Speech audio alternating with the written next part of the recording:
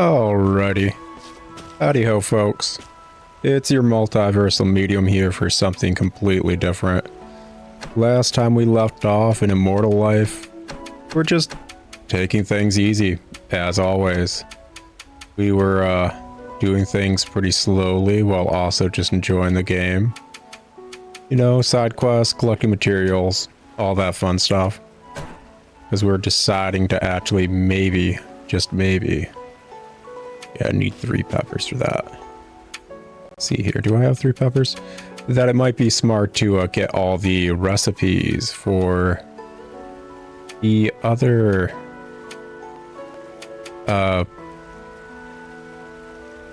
items for the yard and field, as well as possibly stuff we could outfit our house with. Just get all those wonderful recipes. I guess I don't have red chili. Yeah, I don't think I do. And it specifically takes red chili? Yep, don't have that. Okay, looks like we're gonna have to get something else to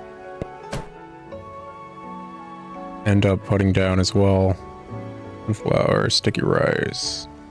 Spring and summer, we got 2 seasons before that's good. Soulgrass seed is whenever. Ice bean is whenever. Did I already put down the chrysanthemum? Yeah, I still can't say that word. Seeds. Probably. That being said, I guess we should go into town and actually look for some red pepper seeds. See if we can actually get some of those for that one quest line. Anyways, today I'm going to assume we're going to be taking it slow as can be, as usual. So you got bell pepper, boy potato, tomato. Okay, it doesn't look like you got red pepper seeds, which makes me curious. Does this dude have some? Considering he's got different seeds. Got mulberry, brassica, anima, jujubes. Okay, yeah. He, does not. We might have to wait until we can, renovate the shop that our sect member wants to start before we can get some red pepper seeds. Well, it is what it is. Actually, no, I'm thinking about it. Maybe I should just grab some more anima fruit seeds. We apparently need, like, I want to say 35 anima fruit. And I have 0 clue how many are going to be harvested from each batch of seeds.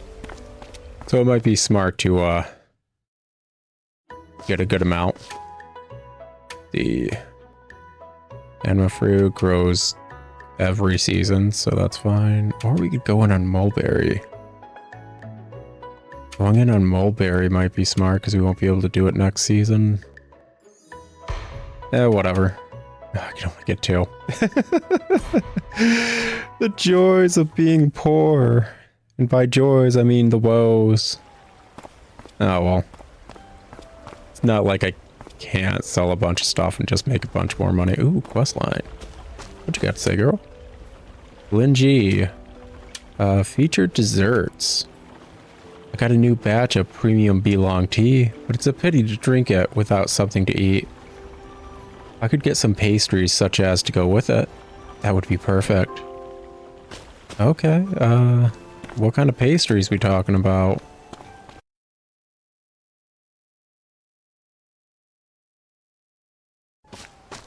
Like, we just talking rice cakes? What we doing here? What we discussing, girl? Okay, let's see here. All that sorted, and pop this over yonder. I may as well actually just put that down. I'm curious if any will grow or if it just won't have as large of a harvest.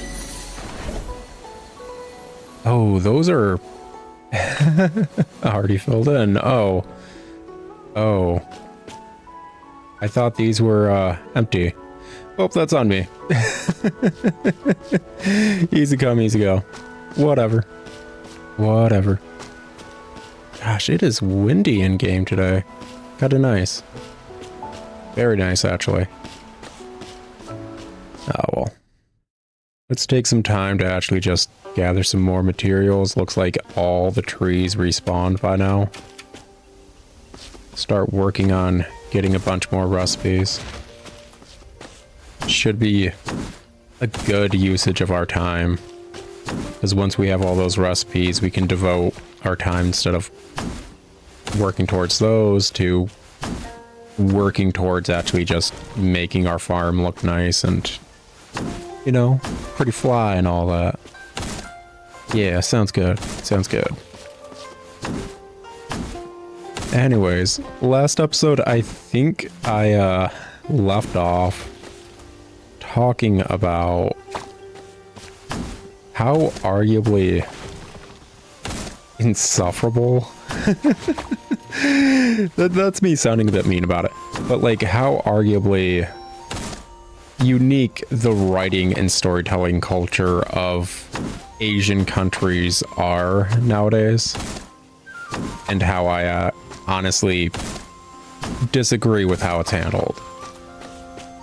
The constant refusal to let a story die because the story is popular is something that's counterintuitive to storytelling, in my honest opinion. A story usually tends to thrive more if there's passion behind it, even if it's a very basic story.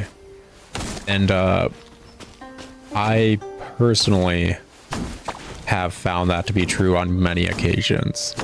You can make people enamored by just telling a simple story of you going to the bank if you add chutzpah behind it. And the constant forcing of a story to continue well beyond its means tends to make that passion leak out more and more, in my honest opinion. That all being said, that is the writing culture of Asian countries, and I have no say in that. I would like someday for the various manhwas, as well as web novel versions of manhwas, to finish so I can enjoy them. Actually, on that note, I think one is finally finished, and it's a weird spot for me. So it's popular nowadays to the point where it's even popular in the US. And I didn't know this until I randomly saw a phone game about it being like advertised, I want to say on YouTube. Actually, that's something else to talk about too, because YouTube ads are getting worse again. Let's go on that brief tangent because it's a nothing tangent. So like I watch YouTube for a majority of what I enjoy watching, just streaming wise. And yes, I know I should get just like YouTube Premium because the ads are insufferable, but they're getting worse. I have had a few ads, and I want you guys to possibly keep an eye out for this too if you do get ads. I've gotten a few ads that have had the skip button pop up, but they are unselectable. You cannot skip the ad anymore, even though you're supposed to. So basically, it's like, yeah, you can skip the ad. Nope, you can't. There's no way to select the skip button. I don't know why you'd assume you'd be able to do that. That's really idiotic of you. That has kept happening on YouTube in the past, I want to say half a month or so, which considering when this is going up, I'm going to say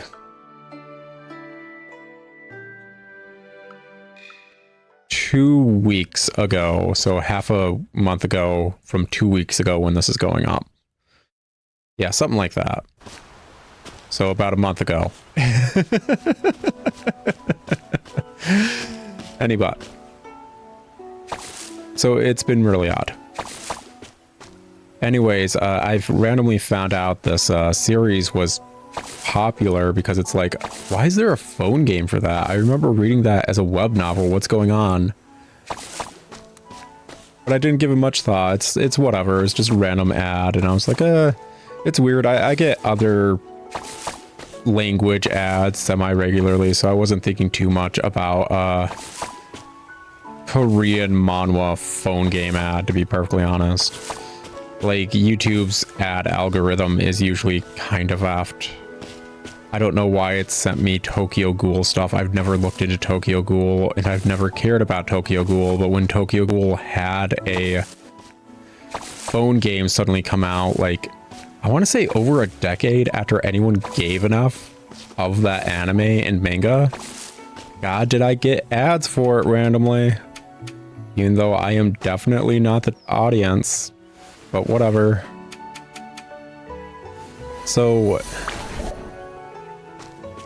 let's see, actually, how are we doing on seeds? Oh wait, actually, these are sticky rice ones right here, yeah? Let's try them. Let's give them a shot. See if they amount to anything.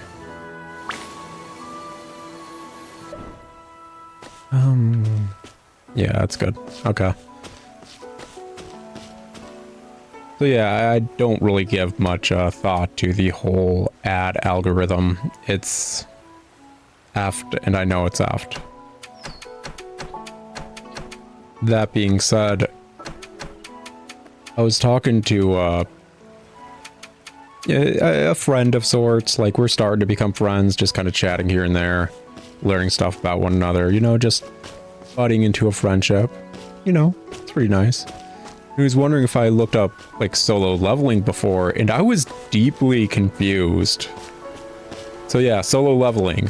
And I was like, why is this dude randomly bringing it up? He's like, have you watched it? And I'm like, what do you mean, have you watched it? And he's like, the anime or whatever. And it's like, there's an anime? It's like, yeah. And it's like, I was reading it back in the day. I didn't know they did an anime. And it's like, the anime's finished. And I'm like, wait, what? And so I will say solo leveling was an enjoyable read, web novel wise, as well as manhwa wise, but years and years ago, I caught up to the translations of what was going on, so I kind of just forgot about it and stopped paying attention. I believe that's what happened, because it's a solid read from what I remember. I am amazed, actually, looking at it. Like, it's not too many chapters, manhwa-wise. Gosh, I was just tripping on that so many times. I'm going to have to cut that out. All you guys get to hear is me say the actual good line read, and I'm going to have to cut that out. But,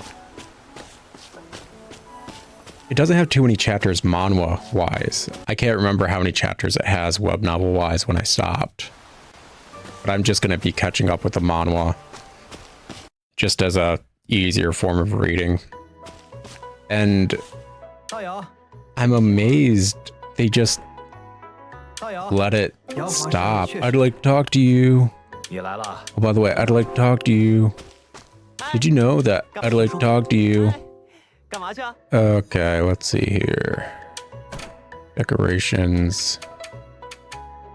Need carrots and bok choy for the exquisite potato.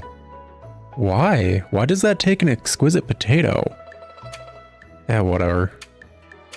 Whatever. Let's see here. I'm mainly interested in the walls and pathways, to be perfectly honest. Where would we put up the windows? Can we put those up inside? Maybe? Possibly. We do need flagstone path stuff for a quest, so we may as well get those recipes ASAP. Anyways, it's nice to see a series that actually was allowed to end, because that's not usually what's allowed. Just in general, most series are not allowed to do that, and it's honestly infuriating. If I remember right, I think there is actually a sequel to it as well. Am I remembering that right? Was that Solo Leveling that had a sequel properly? I'm gonna have to look into it. But it's nice being able to go into any sort of reading, any sort of IP, and know that this is a story with a definite start, middle, and end. Because you don't get that when it comes to storytelling much anymore. You really don't. You get the obvious start, a middle that's constantly pushed back more and more depending on the IP / series. And what you thought was the middle is no longer the middle because they just kept pushing the series back further and further to make it longer and longer. And the hints of an ending that honestly becomes something different as the series goes on, and you don't know how you want the series to end anymore because it's not the same series anymore after so many chapters or so many episodes or so many books or what have you. Like, how could you even imagine an ending after only reading the first book when there's 17 books now and it's a completely different story?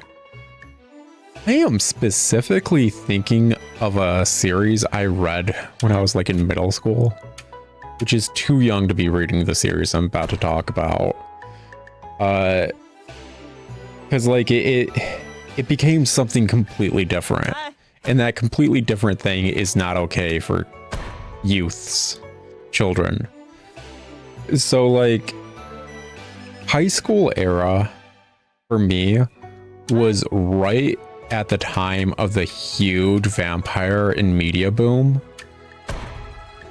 We're talking like Twilight immediately got super popular around the time I was in high school, and all the frickin' emo and goth girls and emo and goth dudes were super into it, and I hated it because I had my vampire phase several years before in middle school. And part of my vampire phase in middle school was the Anita Blake Vampire Hunter novels. And some people listening may know those novels, others may not. So let's go into a proper synopsis. It's got good world building, and it has this great setup.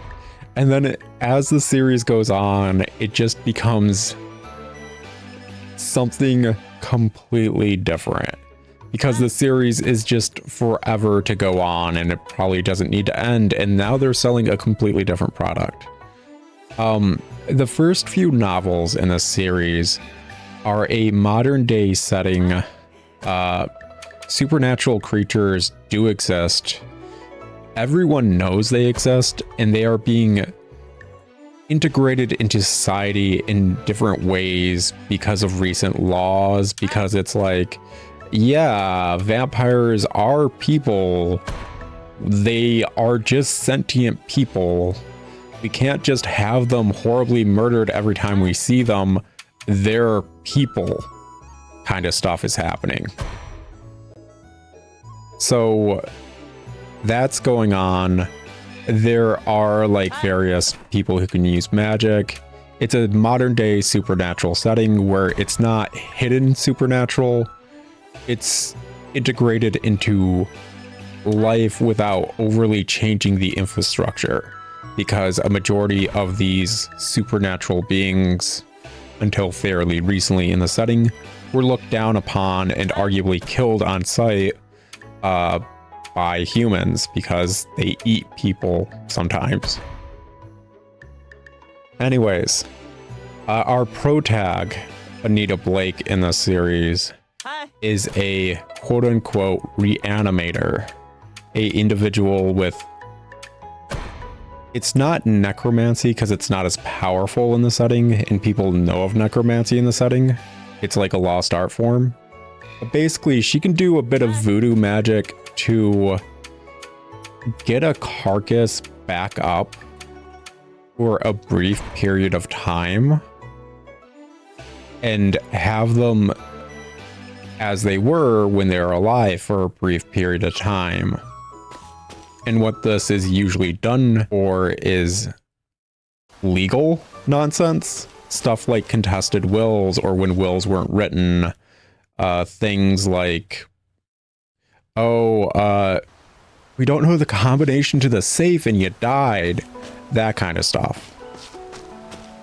So like, it's a weirdly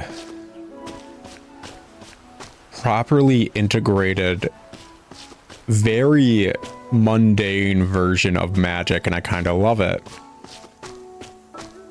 And there is a few caveats to it. You can't reanimate an individual who was killed, because someone who was killed will be highly aggressive if they're brought back to life because they have grudges, amongst other things. And it takes like a small blood sacrifice where she's like usually sacrificing a chicken. That's why I said a bit of voodoo nonsense. It feels kind of voodoo-y. Anyways, the protag also is a bit of like individual that before various supernatural beings got rights was the type of individual who would hunt them and kill them. And now she's just got a day job. So when there's an odd supernaturally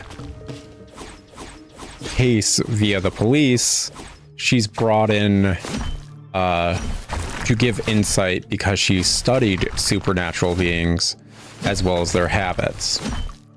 So basically, you start off this book series and you have a modern day supernatural murder mystery series, and it's nice.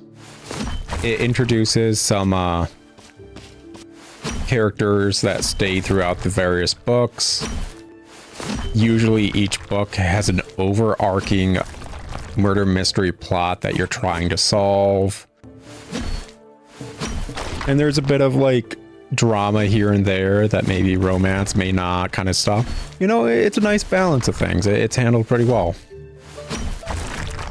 And then as the series goes on, it's just porn.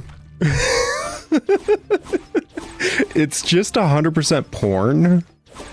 And from what I've seen of the author's catalog, they basically just write porn now, and that's all they do. Like, it went from like this supernatural murder mystery kind of thing to all they write is bodice rippers. And it was really interesting seeing the series devolve into that, because looking back at it, the author had to go through so many hoops to try and force this novel into becoming porn, because she had already set in stone how the characters worked and there were defined characters, and the protag didn't want any sort of relationship like that. But now the protag is constantly effing left, right, and center, like 15 plus dudes. She's got like a reverse harem thing going on. At least last time I checked, and those aren't actual numbers. That's just me throwing numbers out there, but I wouldn't be surprised if it's at 15 now, because the series is still ongoing last time I checked. Because it's a completely different series that sells well, because it's porn, and porn always sells well. Anyways, like, looking back, I am amazed at the amount of hoops the author decided to jump through to try and force this series into being porn because she wanted to write porn. Which is really weird, because she's got another book series that I think is arguably the same setting, you know, like modern day supernatural beings are introduced, or like not introduced, but have always been there, and they're starting to get rights and you know, are considered legally people and all that. And it's from like a Celtic fairy narrative. And you're thinking, oh, Celtic fairies, yeah, like the Seelie court and the Unseelie court and all that stuff. Like, yeah, it's that kind of narrative. And like that book series just starts immediately as porn, and the entire crux point of that series is the fact that it's porn. Like she just worked that as the major plot point and the major driving force of the entire series. So I'm just curious, when she's got that series going, why she had to turn the murder mystery one also into porn. But also, I think I kind of understand. She just wants to write porn, and that's it. That's the long and short of it. She had a series that was popular, but she's like, I just want to write porn. So she turned that other series into porn. Like 9 to 1 odds, that's actually probably what it is. And as we know, because I just said it, porn sells, so why the heck is that actually an issue with her editors or anything? It's just going to sell either way. So let the author keep writing porn. So to circle this back to the earlier topic, when a series goes on for so effing long, you don't really have an idea of at what point was the middle? At what point should we expect an end? What honestly should we expect out of an end in general? Like, the series is completely different to how it was when it started. When I say end, what am I expecting anymore? What should I ever expect from this series? It could completely change again on its head. What should I expect? And I know I'm referencing an American novel when I said this is mainly an Asian writing issue. This is me helping showcase it's not just Asian writing. This does happen just in general with a lot of writers that refuse to let their story end, but it's coaxed into and demanded a lot more in Asian countries to keep stories going indefinitely. I guess a manga equivalent of like, okay, we got the start, but what's the middle? What should we expect as an end for this story? Would be JoJo's Bizarre Adventure. And this is the odd bit. JoJo's Bizarre Adventure is actually handling this really well. Like, I don't think the author of JoJo's Bizarre Adventure is handling this exact issue poorly.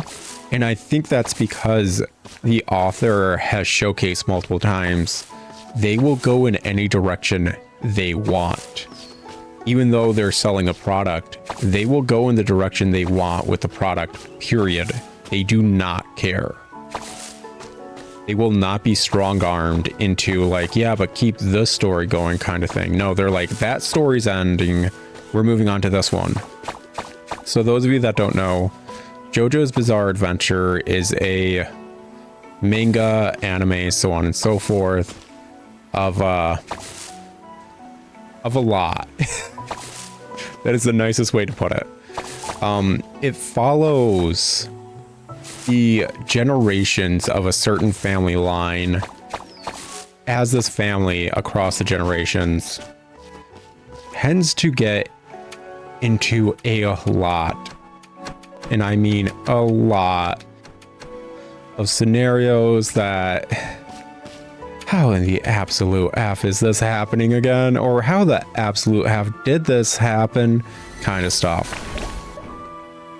Now, the author of JoJo's Bizarre Adventure has showcased they will completely change the rules and the entire setting at various points to better just enjoy writing, I'm going to guess, and refuse to be strong-armed into continuing the product as it was. That being said, it leads to a super long series that if you looked at various parts of the series in a vacuum, you would not consider them the same series. They are that, like, starkly different. We are talking different magic systems for, like, the first 3 iterations of like the story, like the first 3 major story arcs, different magic systems. All 3 of them have a completely different magic system. After that 3rd arc, we continue the magic system, and then like several arcs later, we do a full universe reboot. And what that equates to is the characters from like the first story arc are now back, even though that was supposed to happen generations ago kind of thing, but it's different. It's a different universe's version of them. And that's what I'm talking about. Like, the dude will write whatever. He will just somehow weasel it back into being JoJo's Bizarre Adventure at the end of the day. He is kind of writing a bunch of different stories, yet somehow weaseling all of them into being an overarching story. He's playing the game well, basically. So I honestly am kind of fine with how he's handling it, because arguably he's ended the series multiple times. He's ended story arcs multiple times, and that's the end of the story for those characters kind of thing. Let's see if we can turn in anything for design recipes and all that, and then we'll go into the mines. And it feels like the antithesis of keeping the same pro tag and demanding they continue a quest that they should have been done with like 500 plus episodes ago. It's the complete antithesis of that, while also still keeping the editors and the other people who are trying to coax this writer to keep putting out stuff that people want to buy happy. Like I said, he's found just this perfect, weirdly balanced niche that he's handling well. And I'm proud of him for it. Ooh, what do we got going on? Li Ming King. When I was out doing commissions recently, I saw red persimmon cakes drying in the yards of all the families down on the hill. Not to mention how beautiful they were. Unfortunately, it will be a while before I can eat them. I asked them about it, and they said that the best time of year to make persimmon cakes is late autumn and early winter. Okay, so persimmon cake recipe. It's probably a hint to something she outright likes. She'd probably be all for that as a gift. I like the NPCs in this game. I honestly really do. They're a heck of a lot more enjoyable than the NPCs in my other farming game that I'm playing on the channel. Anyways, let's continue talking about JoJo. So, JoJo as a series is like, I think I already said, a lot of the story arcs feel so self-contained that if you looked at them in a vacuum, you would not realize they're related unless you know what to look for. And they're all perfectly enjoyable in that vacuum, usually. Like, not knowing the grander arcing story or how this character relates to that character or anything doesn't take away anything as a whole. It simply helps elevate things if you do know such. And that is a hard thing to do storytelling wise. So yeah, I'm going to say that author is doing great while simultaneously doing the thing that I hate when it comes to certain authors and storytelling that they're forced into doing. Like, I don't blame the authors for having to constantly make a product that's long since overliving its welcome. I blame the editors and the companies, amongst other things, for constantly demanding the same product well past its life cycle, basically. It's upsetting because it stops innovation in storytelling when we have the same story ongoing for generations. And I'm going to circle that back to One Piece. I'm gonna admit, I don't watch One Piece. I don't watch Naruto. Neither of them really clicked. And I know Naruto is quote unquote finished, but let's be effing honest. It's finished in the same way that season 1 of JoJo was finished and season 2 started. Naruto is finished and immediately another generation of Naruto started, and it feels insulting to all the people who were like, hey, you're done with Naruto, congratulations, it was great working with you kind of messages the author got. And like a week later, he's like, hey, so the sequel to Naruto is coming out. Naruto 2, Boruto Harder. Or whatever. It's honestly low-key insulting with how that was handled from an outside perspective, and I'm not even a part of the fandom. So like, I don't watch or read either of them. That's not me saying they're not good. They just didn't click with me. But I want it to be known, when a story is ongoing that long and such a major player in the field, genre, media format of which it's a part of, it causes newer players and newer possibilities to kind of be snuffed out, because you constantly have this giant fish in the ecosystem of this genre and media. I don't even know why I came over here. I'm just kind of wandering while talking and rambling, and I feel like this game is perfect for that. Let's go mine.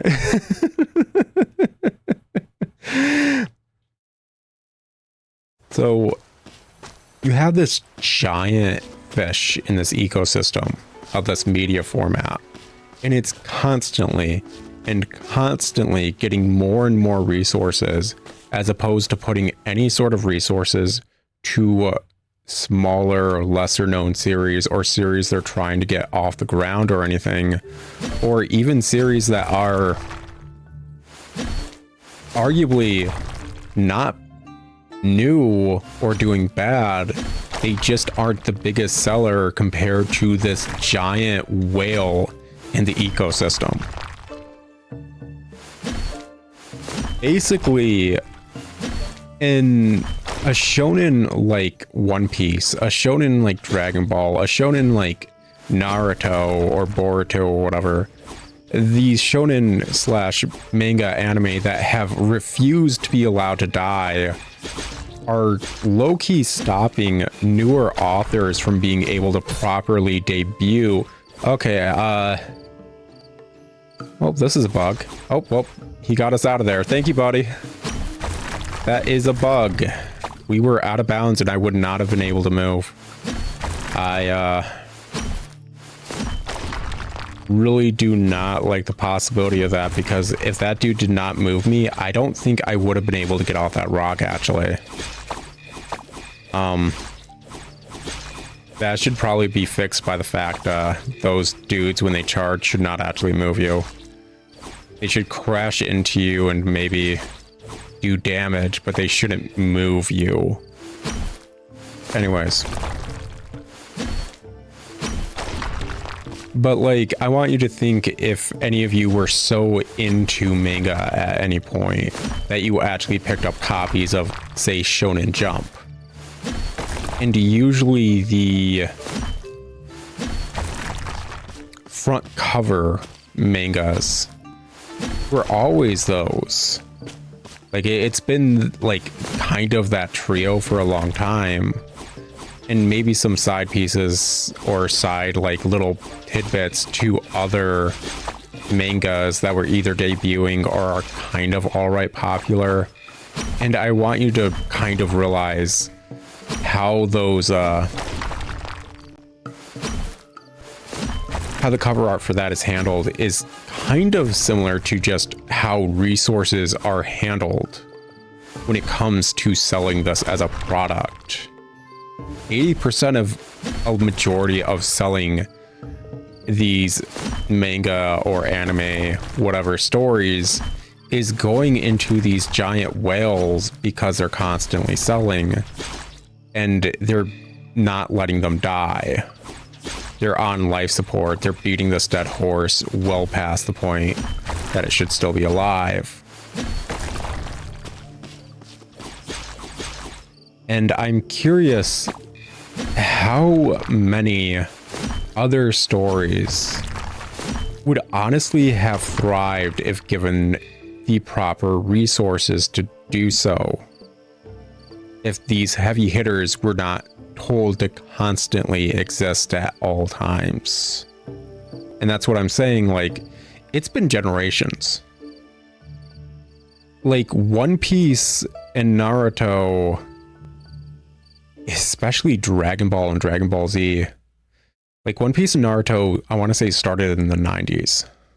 That's when they actually started as a manga setup. I think the anime started in the early aughts. Dragon Ball and Dragon Ball Z, I want to say Dragon Ball was the 80s and Dragon Ball Z was like the 90s. I'm pretty certain the anime for DBZ was being made and done in the 90s originally. At least Dragon Ball was. And, ooh, it's the beginning of winter. How nice. With that, every single loading screen is so effing beautiful. It really is.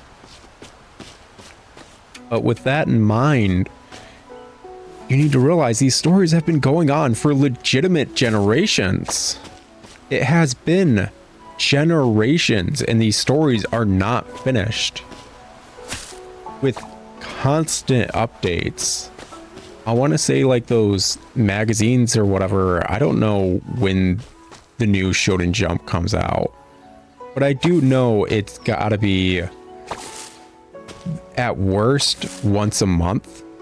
So there's probably like, this is the smallest amount. If it's not weekly, it's once a month for Shonen Jump. And it's been 30 years of this story. 30 years. Okay, production reduced. Okay, that's what it means. So just less product. We can grow things in other seasons. That's good to know. I'm pretty certain I read that somewhere, but I just didn't know for certain. And, considering I need certain crops right now, I don't think that's going to change me from growing what the heck I have growing. Mulberry leaves. Mulberry leaves. So these are kind of just still growing. That's wheat. It doesn't take long. Okay. But yeah, it's been 30 years of these, the 3 anime. 40 if we consider Dragon Ball and Dragon Ball Z. Let them die. Like, seriously, this should not be an issue anymore.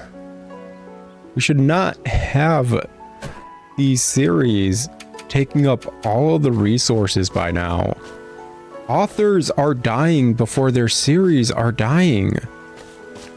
It needs to be nipped in the bud. This is absurd at this point. Like, Akira Toriyama hadn't worked on Dragon Ball or Dragon Ball Z, I want to say a decade before his death. And the only reason he was able to stop the various individuals from goading him into making more Dragon Ball and Dragon Ball Z was he said he only ever drew with this one pen and he lost the pen. That was the only reason Akira Toriyama was allowed to effing retire. They kept trying to goad him to keep freaking drawing Dragon Ball and Dragon Ball Z.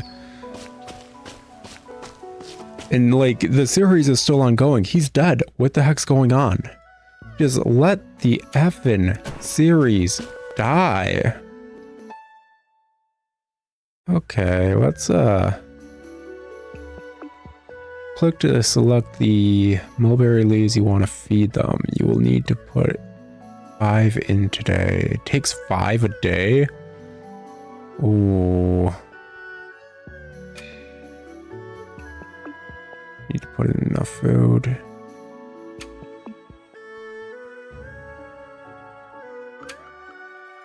Eating high quality. Do I not even have 5 mulberry leaves? I do have 5, but like, oh my gosh, this is...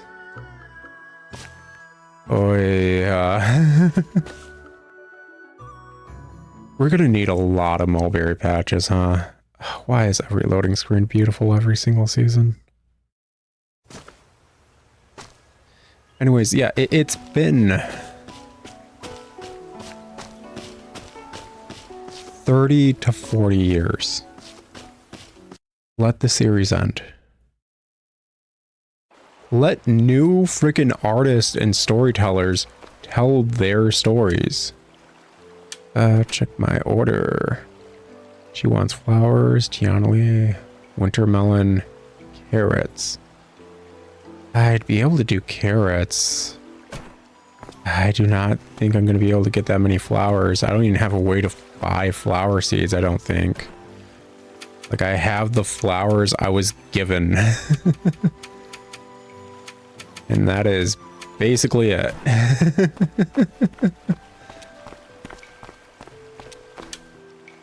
So, yeah, there we go. At least we got some of that. Soulgrass seed, ice bean, premium beelong tea. Flavor, movement speed increased, hair dyeing cream, technique, eggs, chicken, pork, beef, cured pork.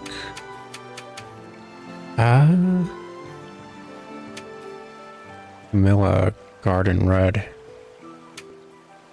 Oh, blooms in winter and stuff. That's nice. Fortune plus snowman. The sound of firecrackers. May good luck be with you. HP recovery per hour. Oh, so that's just something I put in my house. That's cute.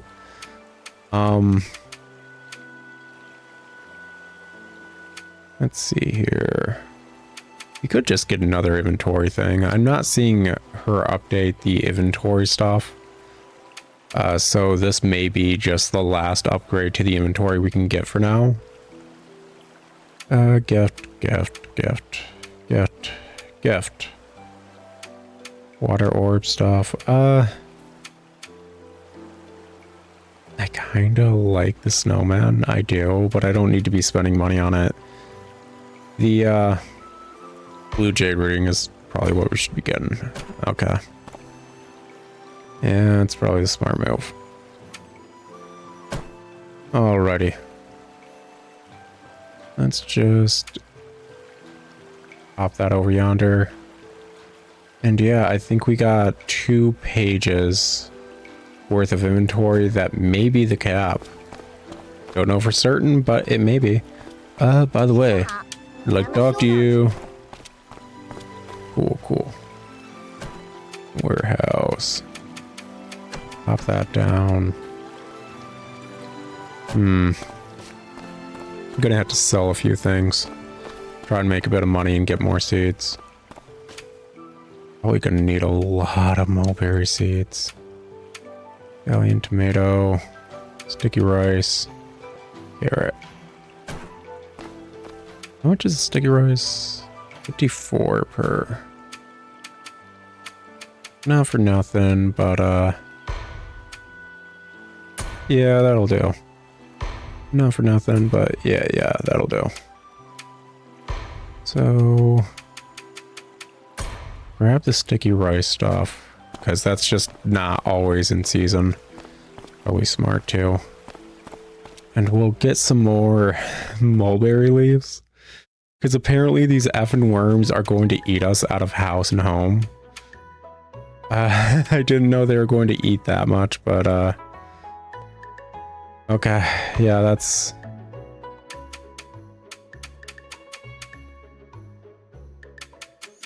Let's get 15. I don't know how long these mulberry shrubs are going to be up and at them. Okay. Ooh, quest. A quest. A questy quest. That quest. Questily. Hot springs in winter. I heard from the traveling merchant that it's cold in the Misty Valley, so people like to soak in hot springs. This has made me want something similar in my yard. It must be so pleasant to bathe in a heated stone pool while watching the snow. Yeah, actually, I was just trying to unlock a stone pool design recipe. Yeah, actually, I just need a few more, anima herbs for it. Okay. Yeah, it's doable. Anyways, I guess that's my long and short of it. This utter lack of allowing the new blood to fully flourish like they should be able to, because the old blood is constantly being forced to stay alive at any and all times, is upsetting, even from an outside perspective. Maybe even more so from an outside perspective, because heck, I do like writing personally too. I haven't drawn in years, but I used to be a pretty good artist back in the day. I'm in a weird spot that makes me able to empathize with the majority of things in art communities, as well as offer various forms of critique and viewpoints. I understand what an artist usually might be going through, and can also offer the insight and thought behind being outside of such communities too, I guess you could say. And it sounds pompous phrasing it like that. Also, I do not think we're going to get any anima herbs now, because it's winter. No, I should have been picking all those herbs earlier. I was fool. Gosh dang it. Oh well. Easy come, easy go. It's not like there's a timer on this game. Just gonna be playing this game for another year, which sounds enjoyable. Honestly, it does. You know, after we get through our first in-game year, I think I'm going to do a big edited video talking about, hey, I did like an entire year in Immortal Life, and this is everything I did, and so on and so forth. I did X and Y during spring and worked towards Z during summer, kind of thing, while giving just basic thoughts on the entire game. I think that might be nice. I think that's more in line with what most people... Oh, is that an herb right there? Wait, hold up. Ah, heck yeah, the herbs do still grow in winter. Good. I was worried that they were completely overtaken by the bamboo shoots. Cool. Also, I guess worried is a bit of a strong word. I had a moment of like, no, and then I was like, eh, whatever, actually. But yeah,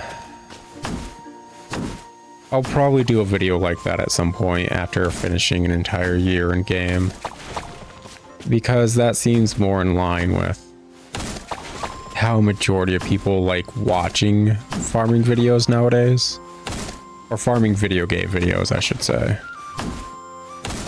Any Stardew Valley series or video I see is usually like a big essay of, hey, can you do this in Stardew Valley? Or, hey, I played a year of doing this in Stardew Valley, kind of thing. It's just the general shape and direction that YouTube's been going when it comes to video game based videos. Just, you know, shift things a bit more towards longer format videos, essays covering a single topic that are basically the entirety of maybe a game for you. Like, if I was smart about handling this channel, I'd finish an entire game recording wise and then just super condense it into either an essay or a highlight ramble video kind of thing. That being said, I'm not against it. It just feels a bit less genuine. That's the word I'm looking for. Just a bit less genuine. Middle. Yeah, not gonna. Yeah. Firm. Okay. Yeah, I'm not gonna frickin' hire Ting Feng to do a lecture. She sucks at that. Allowance? Awesome. Cabbage seeds, anima fruit. Okay. Yeah, cool. Awesome. What are these? Oh, are those like just random lotus plants? Kind of just... So do we have like ribbons with water coming down them as if it's a stream, or... Oh gosh, dang it, that loading screen is a bit large. Like just the hitbox for it. What are we looking at? No, they just look like scrolls, and then it looks like there's just a plant growing on them. Oh, okay. Wasn't expecting this. Guyan scale model. I like scale models. Find and return. Oh, okay.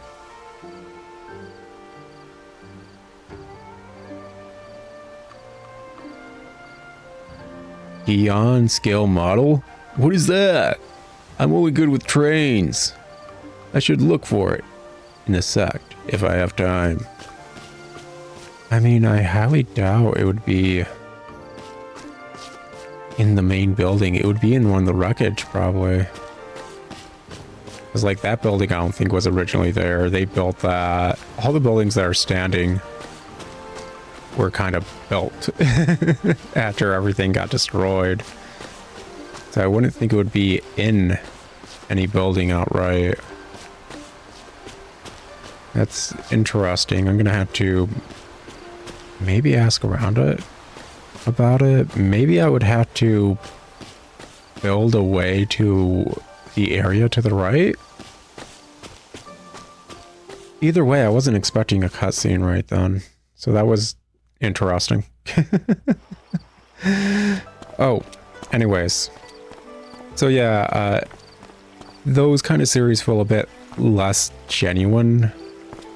Especially the highlights videos, and if that's all you do, it feels kind of less genuine because you're not getting the full gameplay experience at that point. You're getting constant cuts to individual funny haha time over gameplay, and at that point, it doesn't matter what game they're playing,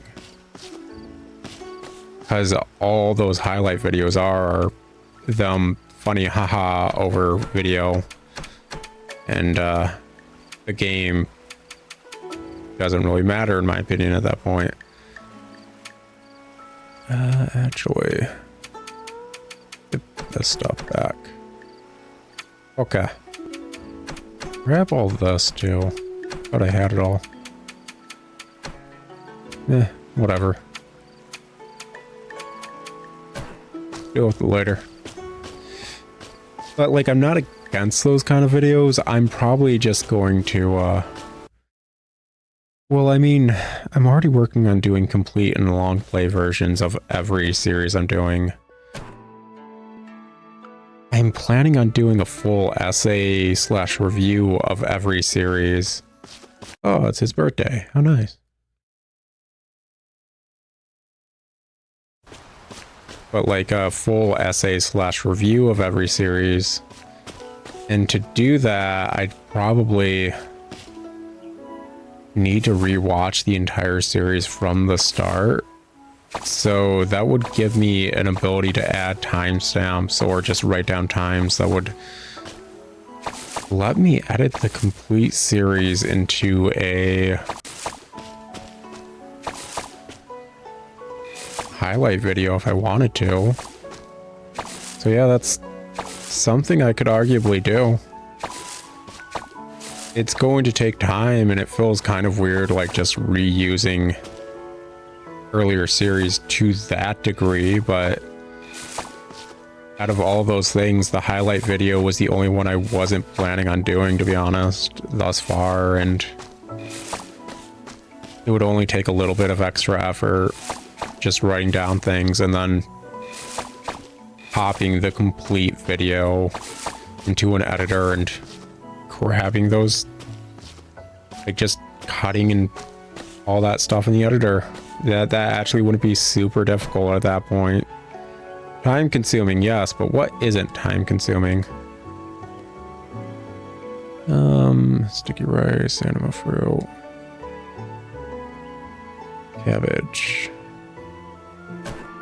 Okay. Let's first and foremost, let's get the mulberry seeds down. More and more mulberries. There we go. Next, I guess, anima fruit. Curious if these things have a usage beyond the quest line that we're using them for, but we got multiple quest lines asking for them, so whatever. Okay. I think that is all the spots.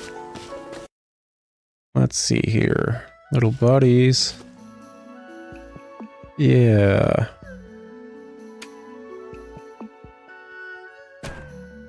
Okay. Yeah. After we get a bit more batches of mulberry leaves, I'll add more of the silkworms in there, so we can actually get some silk and just call it good. Anyway, it's been an episode, guys. You know, usual nonsense of rambling, taking it slow, and genuinely enjoying this game. I genuinely enjoy this game. Basically every NPC, even the bare bones, like, villager NPCs, feel better than they do in a lot of other games. They all have nice portraits too. And it feels like a proper farming game that's truly enjoyable. It's something that I genuinely appreciate after having to deal with Harvestella to the degree that I'm dealing with Harvestella. I am 60 episodes into that series and finding an issue every single episode. So yeah, this game that's just doing everything right in the same genre is such a breath of fresh air. I really enjoy this. I know I'm not giving it the most unbiased view because I am playing this at the same time as Harvestella, but I think this game's worth checking out if you're interested in any way, shape, or form. Anyways, I'll leave it at that. I'll talk to you guys later. Another episode of Immortal Life or anything else on my channel. But until then, ciao.